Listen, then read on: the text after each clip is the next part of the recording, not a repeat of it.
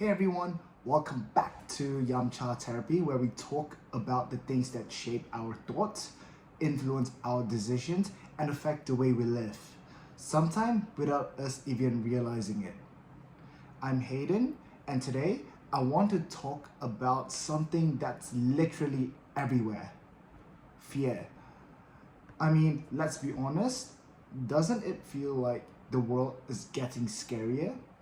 Turn on the news, scroll through social media, or even just listening to people talk, and you hear all about rising crime, economy collapse, new viruses, the danger of AI, social unrest, global disaster.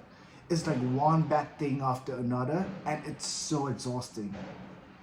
But here's the question: is the world actually getting worse, or do we just feel like it is? That's why we're diving into today the culture of fear, a class where I took in college. Why does fear seem to be everywhere? Who benefits from keeping us scared? And most importantly, how can we break free from this constant state of anxiety? Let's get into it. First off, let's talk about why fear is such a powerful tool. I mean, why does it affect us so much? Why do we react so strongly to scary news compared to good ones? It all comes down to how our brain evolved. Fear is a survival mechanism. Back in the caveman days, being afraid kept you alive.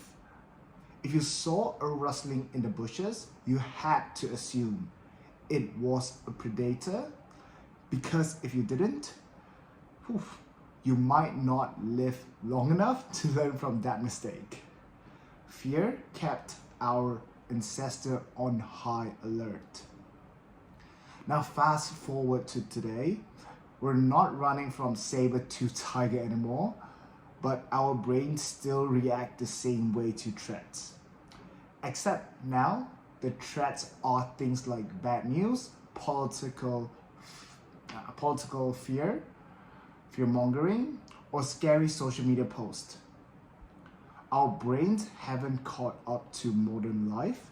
Instead of protecting us from real danger, they're freaking out over every headline we read. This is called negativity bias. Our brains are wired to focus on negative thought more than the positive. Ever notice how one bad comment on social media sticks with you longer than 10 compliments? That's negative bias. It's why bad news grab our attention so easily. And guess who loved this about our brain? The media. You ever heard the phrase, if it bleeds, it leads? That's an old saying in journalism, and it basically means that bad news sells. Think about the last time you watched the news or scrolled through your feed. What kind of headlines caught your eye? Allow me to give you some fun ones. New crime wave terrorizing your city. AI will steal your jobs. Deadly virus outbreak. Are you at risk? These headlines are designed to make you feel anxious. Why? Because when we're afraid, we pay more attention. It's a survival instinct. Fear makes us focus. And the more we focus, the more we click, the longer we watch. And the more money news companies make from ads. Here's a crazy statistics. Violent crime in many countries has gone down over the last few decades. But if you ask most people, they'll swear crime is worse than ever. Why? Because we see more of it. A crime that happened across the country or even across the world can show up on your feed like it happened next door. It's not just news, Social media feeds on fear too. Algorithms push negativity and controversial content because it gets more engagement. Ever notice how the scariest or most dramatic posts go viral? That's not an accident. Now, let's talk about some politics, because if there's one group that knows exactly how to use fear, it's politicians. It doesn't matter which side of the political spectrum you're on, fear is a universal strategy. Every election, we hear the same kind of messaging. If you don't vote for me, the country is doomed. The other side wants to take away your rights. We're under attack. Only I can keep you safe. Why? Because when people are scared, they're easier to control. This has been happening for centuries, regardless which country you're in. Think about the Red Scare during the Cold War. People were terrified of communism, and politicians used that fear to justify censorship, mass surveillance, and blacklisting people. After 9/11, governments around the world passed strict security laws that people might not have agreed to if they weren't afraid of more terrorist attack. Fear makes people desperate for security. And when we're desperate, we're willing to give up control, whether it's privacy, rights, or even rational thinking. Duh. Okay, so we've talked about fear in the media and politics, but let's bring it back to us, which is the center focus, our daily lives. How much of what you do or don't do is because of fear? Do you avoid certain places because you heard they're dangerous? In New York, it's somewhat like Holland. Do you hesitate to try new things because you're afraid of failing? I do. Do you hold back from speaking your mind because you're afraid of being judged? I do it too.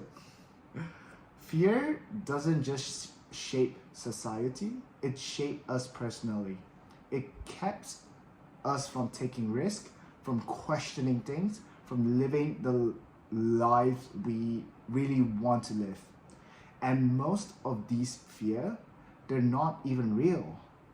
They're built on possibilities, not realities.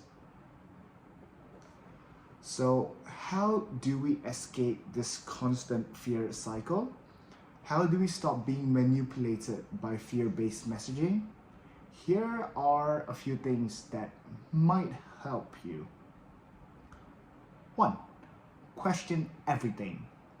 The next time you hear something scary in the news, ask yourself, is this fact or just hype? Are they giving me real data or just making it sound scarier than it is? 2. Limit your exposure. If you feel overwhelmed by fear-based content, take a break from the news and social media. The world feels less crazy and less scary when you're not constantly being bombarded by negativity. 3. Focus on what you can control. Most fear are about things we can't control, like the economy, world events, or crime rate. Instead of stressing about things you can't change, focus on what you can.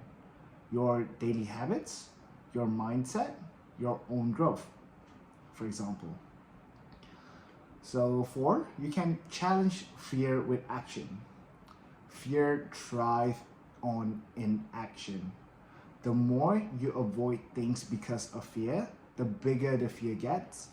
But when you face it head on, it shrinks. So, all right, that's a wrap for today's episode. The culture of fear is real, but once we recognize it, we can't stop letting it control us.